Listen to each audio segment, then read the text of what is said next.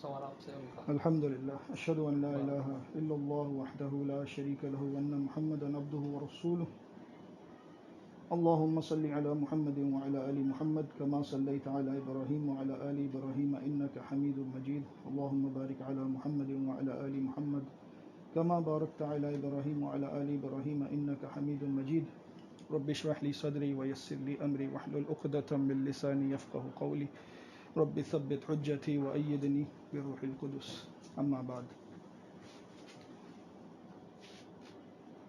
حذیفہ بن یمان رضی اللہ تعالیٰ عنہ کی جو حدیث ہے صحیح بخاری اور صحیح مسلم کے حوالوں سے ہم زیادہ پیش کرتے ہیں جماعت کے اندر، کیونکہ اس کا جو پورا مضمون ہے وہ دیگر احادیث کی کتب میں بھی ملتا ہے، لیکن ہم ان احادیث کی طرف التفات نہیں کرتے بلکہ صرف صحیح بخاری اور صحیح مسلم کی ہی الفاظ کو کوٹ کرتے ہیں. اس کے پیچھے وجوہات بہت ساری ہو سکتی ہیں، لیکن ہم ابھی اس پر ڈسکس نہیں کریں گے. سب سے بڑا مسئلہ یہ ہے کہ حذیفہ بن یمان رضی اللہ تعالیٰ عنہ جو ہیں وہ خود ہی شر اور فتنوں کے متعلق سوال کیا کرتے تھے، اور انہیں نبی صلی اللہ علیہ وسلم کے رازداں ہونے کا جو ہے وہ لقب بھی ملا ہوا ہے. فتح الباری میں باقاعدہ ان کے لیے حافظ ابن حجر نے یہ الفاظ بھی لکھے ہیں کہ وہ راز رکھنے والے تھے اللہ کے رسول صلی اللہ علیہ وسلم کے.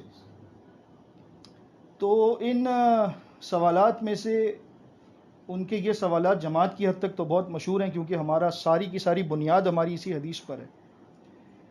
تو انہوں نے جن زمانوں کا ذکر کیا ہے ان میں سے جب آخری زمانے کی بات آئی تھی کہ شر کا دور تھا، میں سمجھتا ہوں حدیث تقریباً سب کو یاد ہی ہے، اس لیے اس کو دہرانے کی کوئی خاص ضرورت نہیں ہے، کہ جب انہوں نے یہ سوال کیا شر آئے گا، اس ملے جلے خیر کے بعد کوئی شر آئے گا، تو نبی صلی اللہ علیہ وسلم نے فرمایا تھا کہ نعم شر تو آئے گا، اور شر ایسا ہوگا کہ دعات علی ابواب جہنم،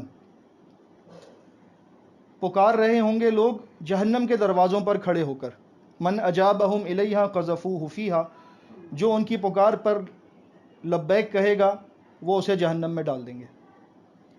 پوچھا صفہم لنا یا رسول اللہ، کہ ان کی کوئی صفت بتا دیجئے، کوئی نشانی بتا دیجئے کہ ہم ان کو پہچان سکیں. تو فرمایا ہم من جلدتنا ویتکلمون بالسنتنا، وہ ہماری ہی قوم کے لوگ ہوں گے، ہماری ہی زبان میں باتیں کرتے ہوں گے.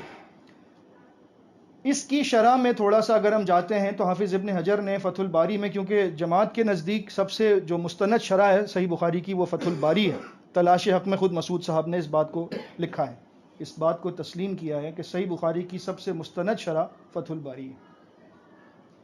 تو فتح الباری میں حافظ ابن حجر نے حل پیش کر کے اس بات کو ثابت کیا ہے کہ ہم من جلدتنا ویتکلمون بالسنتنا سے مراد یہ ہے کہ وہ عرب کے لوگ ہوں گے. کن کی بات ہو رہی ہے؟ جن کو آگے جا کر فرقہ کہا گیا ہے ان کی بات ہو رہی ہے. وہ عرب کے لوگ ہوں گے. ہم حافظ ابن حجر رحمہ اللہ تشریح کر رہے ہیں اس کی. رائے تو مسعود صاحب کی بھی ہے، جو آپ دے رہے ہیں وہ مسعود صاحب کی رائے ہے، جو میں دے رہا ہوں وہ حافظ ابن حجر کی رائے ہے. کس کی رائے زیادہ مستند ہے یہ تو آپ بہتر سمجھ سکتے ہیں. ہم کسی کی رائے کو مستند، ہم بولنے والے کون ہوتے ہیں؟ ہمیں تو صرف یہ دیکھنا ہے کہ کون سی چیز اللہ کی طرف سے آئی ہے، اللہ کے رسول. جی ٹھیک ہے اقبال بھائی تھوڑا سا انتظار کریں. اقبال بھائی تھوڑا سا انتظار کریں. سوال کا جواب ہو جائے تو اس کے بعد آپ اپنے سوالات ذہن میں رکھیں، اگر آپ کو کوئی بات سمجھ نہیں آ رہی آپ پوچھیے گا انشاءاللہ.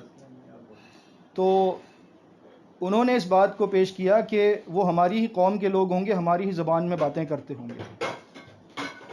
اس کے بعد سوال یہ ہوا کہ فما تأمرنی ان ادرکنی ذالک، اگر میں ایسا دور پاؤں تو آپ مجھے کیا حکم دیتے ہیں؟ اس وقت نبی صلی اللہ علیہ وسلم نے فرمایا، حدیث کا وہ مشہور ٹکڑا جو ہمارے بچے کو بھی یاد ہے، تلزموا جماعت المسلمین و امامہم، کہ تم جماعت المسلمین اور اس کے امام سے چمٹ جانا. ٹھیک ہے، پھر آگے چلتے ہیں. فَإِن لَّمْ تَكُن لَّهُمْ جَمَاعَةٌ وَلَا امام، اگر یہ جماعت نہ ہو، اس کا امام نہ ہو تو میں کیا کروں؟ اس وقت نبی صلی اللہ علیہ وسلم نے یہ الفاظ فرمائے جو آپ کا سوال ہے، فَاعْتَزِلْ تِلْكَ الْفِرَقَ كُلَّهَا، کہ تم تمام فرقوں سے اعتزال کرنا. وَلَوْ أَن تَعَضَّ بِأَصْلِ شَجَرَةٍ، حتیٰ کہ تمہیں درختوں کی جڑیں چبانی پڑیں. حتیٰ یدرکک الموت، تمہاری موت بھی آ جائے. وَأَنْتَ عَلَى ذَلِكَ، تو تم اسی حال پہ رہنا، کسی فرقے میں شامل نہیں ہونا.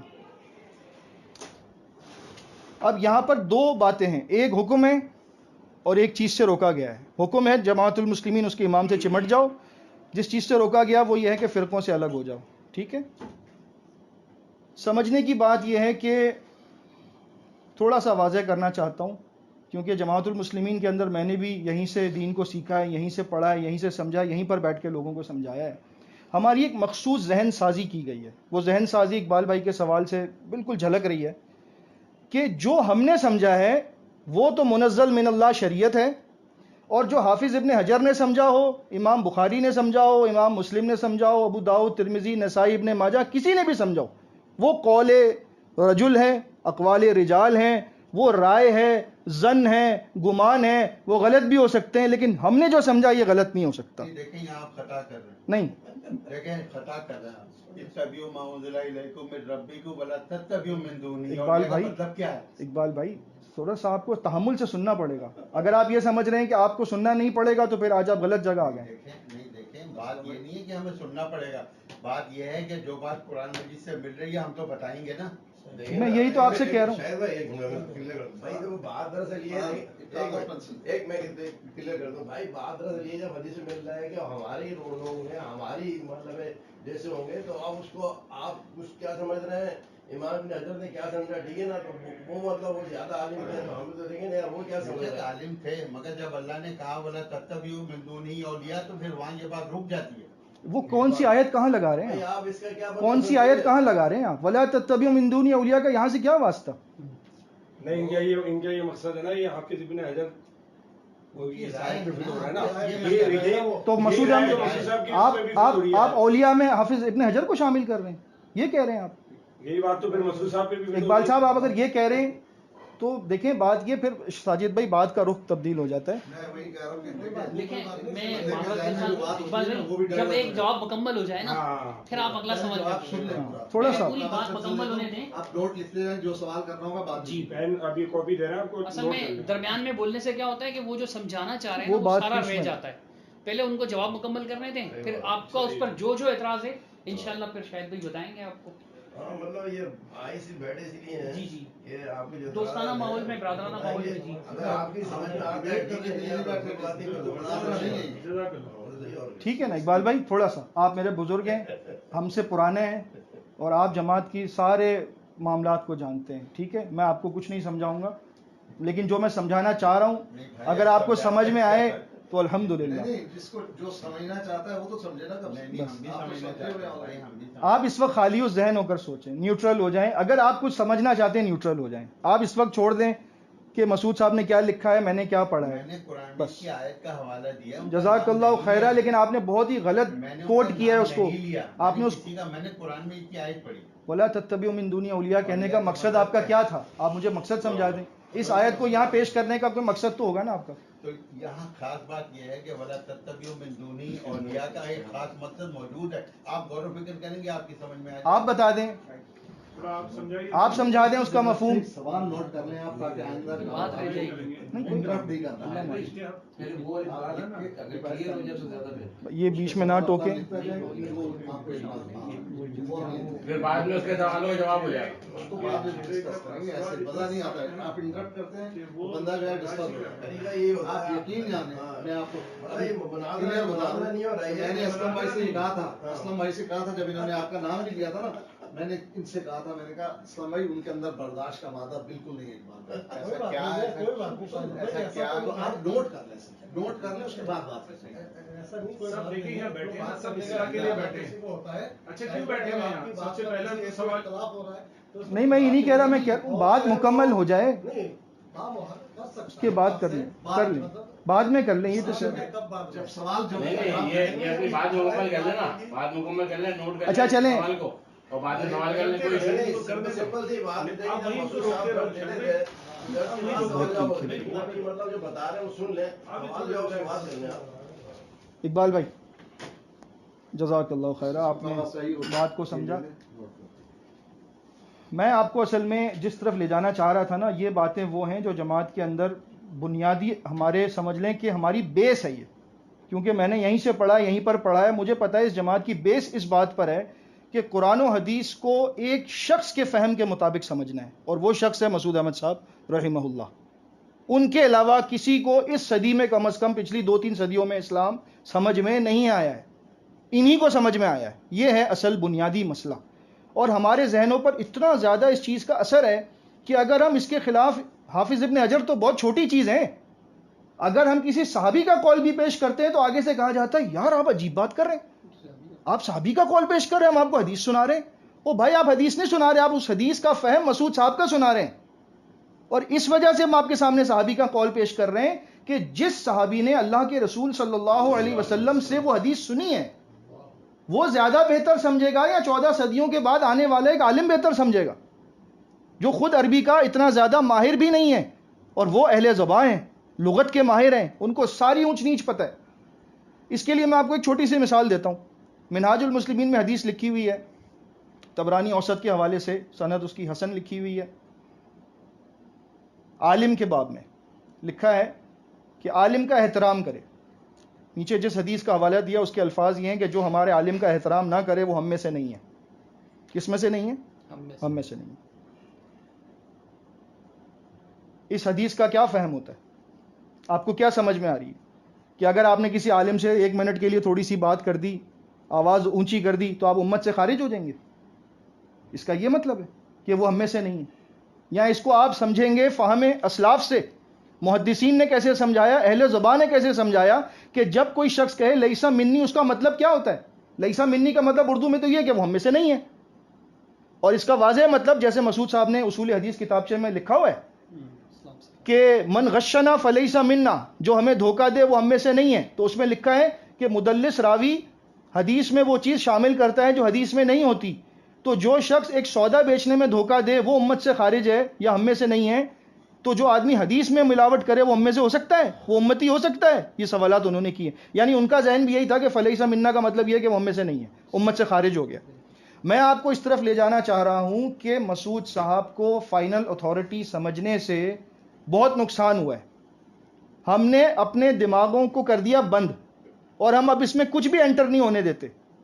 تھوڑا سا نیوٹرل ہو جائیں اور پھر میری باتوں کو غور سے سنیں اور اس امت کے اسلاف کی قدر کریں جنہوں نے 14 صدیوں میں دین اسلام کی اتنی خدمتیں کی ہیں کہ میں اور آپ اور مسعود صاحب ان کے سامنے کچھ بھی نہیں ہیں. جنہوں نے ایک ایک حدیث کے لیے مکہ سے بصرہ، بصرہ سے کوفہ، کوفہ سے مدینہ کا سفر کیا، ایک ایک مہینہ اپنے بیوی بچوں کو چھوڑا صرف ایک حدیث کو معلوم کرنے کے لیے کہ حدیث صحیح ہے یا نہیں. ان لوگوں کی خدمات پر ہم کہتے ہیں یہ تو ان کی باتیں ہیں، یہ تو رائے ہے، یہ تو اقوال رجال ہے.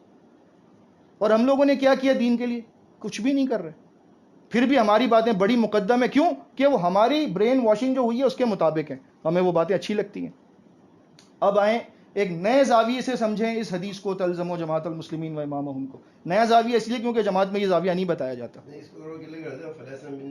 فلیس منا یہ کبیرہ گناہ کی طرف اشارہ ہے. یہ بڑا گناہ ہے. کبیرہ گناہ کے مرتکب کو امت سے خارج صرف خوارج سمجھتے تھے. میں آپ کو ایک حدیث سے اس کی مثال دے دیتا ہوں، یہ ضروری ہے سمجھنا کیونکہ اس سے آپ کو پتہ چلے گا. جی بالکل، کہ نبی صلی اللہ علیہ وسلم نے گھر پر موجود نہیں تھے. صحیح بخاری کی مشہور حدیث ہے، آپ سب کے علم میں ہوگی. 3 صحابی آئے، انہوں نے پوچھا کہ نبی علیہ الصلوۃ والسلام کی عبادت کی روٹین کیا ہے، دن کیسے گزارتے ہیں، رات میں کیا کرتے ہیں، ساری چیزیں بتائیں. ایک نے کہا کہ میں تو کبھی نکاح نہیں کروں گا، نکاح کروں گا تو بیوی بچے ہوں گے تو عبادت نہیں کر سکوں گا. ایک نے کہا میں روزے کبھی نہیں چھوڑوں گا، روزانہ جو ہے وہ صوم سے رہوں گا. اور ایک نے کہا کہ میں جو ہے وہ اپنے رات کو سوؤں گا نہیں، ساری رات عبادت کروں گا. نبی علیہ الصلوۃ والسلام کو خبر ملی کہ گھر پر ایسے ایسے 3 لوگ آئے تھے، صحابی آئے تھے، یہ سوالات کر کے گئے، یہ باتیں کر کے گئے. ان سے گفتگو فرمائی اور پوچھا ان سے انتم الذین قلتم کذا و کذا، تم تینوں نے یہ باتیں کہی ہیں؟ پہلے انویسٹیگیشن ہے، کہیں بھی ہیں یا نہیں کہیں؟ کہا جی ہم نے تو کہا ہے، اچھی نیت سے کہا ہے. تو پھر آپ نے اپنا روٹین دوبارہ سے ان کے سامنے پیش کیا کہ اصوم و افطر، میں روزہ بھی رکھتا ہوں، افطار بھی کرتا ہوں، رات کو تہجد بھی پڑھتا ہوں، آرام بھی کرتا ہوں، میں نے نکاح بھی کیا ہے، میرے بچے بھی ہیں. من رغب عن سنتی فلیس منی، جس نے میری سنت سے منہ موڑا وہ مجھ سے نہیں ہے. ہمارے اصول کے مطابق وہ تینوں صحابہ کرام، نعوذ باللہ استغفر اللہ، ہمارے اصول کے مطابق وہ تینوں صحابی دوبارہ دین اسلام قبول کرنا چاہیے تھا ان کو. بیعت بھی کرنی چاہیے تھی، کلمہ بھی پڑھنا تھا، بیری کے پتوں سے غسل بھی کرنا چاہیے تھا، کیونکہ نبی علیہ السلام کا فرمان اتنا سخت ہے کہ جس نے میری سنت سے منہ موڑا اس کا مجھ سے کوئی تعلق ہی نہیں ہے، یعنی کہ ہمارے حساب سے امت سے خارج ہو گئے۔ میں آپ کو یہ بتانا چاہ رہا ہوں کہ اگر کوئی شخص یہ کام کرے کہ زندگی بھر نکاح نہ کرے، آپ اس کو امت سے خارج قرار نہیں دے سکتے، آپ اس کو کہیں گے یہ گناہ کا مرتکب ہے، اللہ کی نافرمانی کر رہا ہے، نبی کی نافرمانی کر رہا ہے، اللہ تعالیٰ اس کا مواخذہ کرے گا، چاہے گا تو معاف کر دے گا، اللہ کی مرضی ہے، کیونکہ ان اللہ لا یغفر ان یشرک بہ ویغفر ما دون ذلک لمن یشاء، شرک کے علاوہ اللہ جس کے لیے چاہے جو گناہ چاہے معاف کر دے، شرک کبھی معاف نہیں کرے گا۔ ہمارا اصول کچھ ہے، محدثین کا اصول کچھ ہے، ہماری سوچ کچھ ہے، صحابہ کی سوچ کچھ اور ہے، بلکہ میں تو یہ کہوں گا کہ ہماری سوچ کچھ اور ہے، نبی صلی اللہ علیہ وسلم کے الفاظ اور ان کا پس منظر کچھ اور ہے۔ اسی طرح سے جب ہم نے جماعت المسلمین کے 2 الفاظ کو لے کر ایک جماعت بنا لی، اس کے پیچھے جتنی بھی 14 صدیوں میں جو اس کی تشریحات کی گئی تھیں ان سب کو ایک ساتھ ہم نے رائٹ آف کر دیا، ان کی کوئی حیثیت ہی نہیں ہے۔ چاہے محدثین لکھتے رہے کہ اس سے مراد خلیفہ ہے، محدثین لکھتے رہے کہ اس سے مراد اسلامی حکومت ہے، خود منہاج المسلمین آج بھی گواہ ہے اس بات کی، لیکن ہم پڑھتے ہی نہیں ہیں۔ خود منہاج المسلمین میں جماعت المسلمین کا باب کہاں قائم ہوا ہے، کس چیپٹر میں پتہ ہے آپ کو؟ خلافت اور اس کے متعلقات۔ آج بھی منہاج المسلمین گواہ ہے اس بات کی کہ جماعت المسلمین سے مراد خلافت ہے، اور مسعود صاحب کے خطوط آفس میں بھی موجود ہیں، ہم نے بھی پڑھے ہیں، اگر وہ چھپا دیں تو چھپا دیں، ہم نے پڑھے ہیں، ہمیں یاد ہے اچھی طرح۔ انہوں نے خود اس بات کو لکھا ہے کہ یہ اصل جماعت المسلمین کا پیش خیمہ ہے، یعنی کہ یہ اس کا سٹیپنگ سٹون ہے کہ اس پہ قدم رکھ کے ہم اصل تک جائیں گے۔ یہ تو صرف ہم نے ایک سمجھ لیں کہ مشابہت ہے اس سے کہ ہم ایک سسٹم بنانے کی کوشش کر رہے ہیں کہ وہاں تک پہنچ جائیں، ٹھیک ہے جی۔ یہ بالکل ڈٹو یہ بات میرے پاس ریکارڈنگ میں زین صاحب کے الفاظ میں موجود ہے، مسعود صاحب نے ان سے کہا کہ جماعت المسلمین تو ہم نے ایک سیڑھی میں رکھا ہے، جب خلافت قائم ہو جائے گی جماعت المسلمین کی ضرورت ہی نہیں رہے گی۔ زین صاحب کی ریکارڈنگ میں بالکل شبہات والی بات تو الجماعت پمفلیٹ میں بھی لکھی ہوئی ہے، بالکل لکھی ہوئی ہے۔ اچھا، اب جماعت المسلمین کو محدثین جس چیز سے مراد لے رہے ہیں وہ کہتے ہیں کہ اس سے مراد خلافت ہے، ٹھیک ہے۔ صحیح بخاری کی جب حدیث ہم پڑھتے ہیں نا، اپنے مطلب کی باتیں تو بہت اچھی لگتی ہیں لیکن اپنی مخالفت کی باتیں بہت تکلیف دیتی ہیں۔ افتؤمنون ببعض الکتاب وتکفرون ببعض، تم کتاب کے بعض حصے کو مانتے ہو، بعض کا انکار کرتے ہو۔ بالکل حقیقت بات ہے یہ، میں اس لیے کہہ رہا ہوں کیونکہ ہمارے ساتھ یہ ہوا ہے۔ ہمیں سوال نہیں، ہم پڑھ رہے ہوتے تھے ہمیں سوال نہیں کرنا دیا جاتا تھا، کیوں؟ کہ بھائی آپ ابھی نہیں سمجھ سکتے، ٹھیک ہے۔ اچھا، امام بخاری نے جو باب باندھا ہے وہ بڑا انٹرسٹنگ ہے، کیف الامر اذا لم تکن جماع، اس وقت کیا ہوگا جب جماعت نہ ہو، ٹھیک ہے، جب جماعت نہ ہو تو کیا ہوگا۔ امام بخاری اصل میں اس پر توجہ دلانا چاہ رہے ہیں کہ جب خلافت نہ ہو تو ہمیں کیا کرنا ہے، اور یہی اسلم بھائی کا اصل سوال ہے۔ یہ حدیث دراصل ہمیں اس چیز کا اشارہ دے رہی ہے کہ اس وقت میں ایک مسلم کو کرنا کیا چاہیے جب جماعت نہ ہو، یعنی خلافت نہ ہو۔ ہم نے اس حدیث کے اس ٹکڑے کو تو نظر انداز کر دیا، اور جماعت کے ہوتے ہوئے، جماعت کے ہمارے حساب سے جماعت ہم نے بنا لی نا، جب جماعت ہم نے بنا لی تو ہم نے اسے چمٹنے کا حکم دے دیا، چمٹنے کا حکم دے دیا۔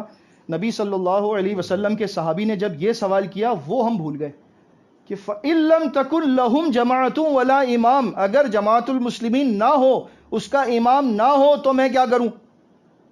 میرا سوال یہ ہے، جو عربی جانتے ہیں وہ اس بات کو فالو کر سکتے ہیں، فَإِن لَّمْ تَكُن لَّهُمْ جَمَاعَةٌ، جب ان کی جماعت نہ ہو، کن کی؟ کافروں کی، ہندوؤں کی، کس کی جماعت نہ ہو اقبال بھائی؟ کس کی جماعت نہ ہو؟ مسلمین کی جماعت نہ ہو۔ اس کا مطلب جماعت کے بغیر مسلمین ہو سکتے ہیں؟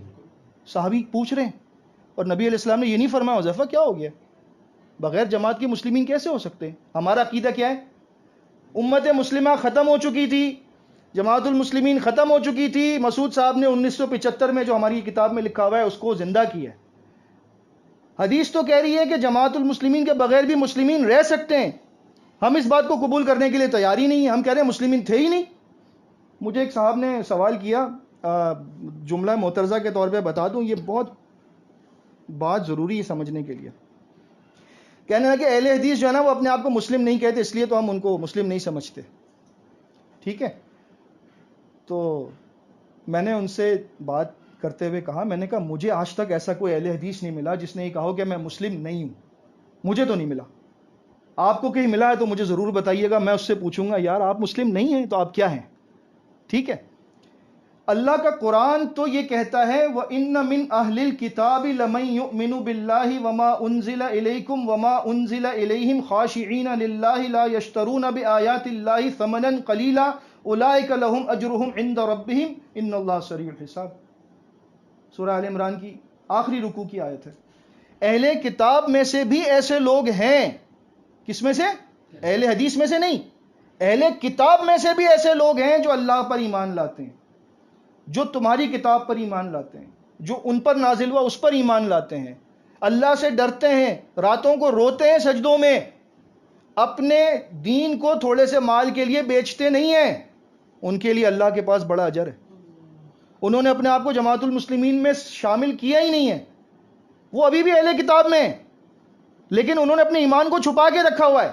پھر بھی اللہ ان کو مومن کہہ رہا ہے، ان کو جنت کی بشارت دے رہا ہے.